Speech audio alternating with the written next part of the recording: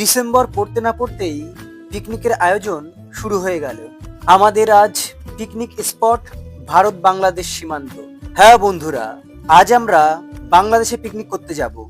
ইতিমধ্যেই আমরা পদ্মা নদীতে পৌঁছে গেছি। এটি হচ্ছে মিনি পদ্মা।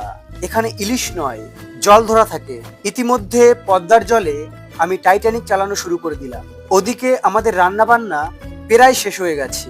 কষা মাংস নেওয়ার জন্য স্যার গামলা নিয়ে চলে এলো। গোপন সূত্রে আমরা জেনে যাওয়ার ফলে ওই কষা মাংসগুলি আমাদেরই পেটে পড়লো। অবশেষে আমাদের রান্না বান্না কমপ্লিট।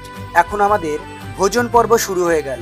নদীর পাড়ে ভোজন করার মজা অসাধারণ ছিল। কিছু ক্ষুধার্ত শিশুদের নিয়ে আমিও ভোজন পর্ব শুরু করে দিলাম। যাই হোক, আজকের মতো ভোজন পর্ব এখানেই শেষ হলো। দেখা হচ্ছে পরবর্তী ভিডিওতে। এবং যারা এখনো আমার এই চ্যানেলটিকে সাবস্ক্রাইব করোনি, অবশ্যই সাবস্ক্রাইব করে রেখো। টাটা।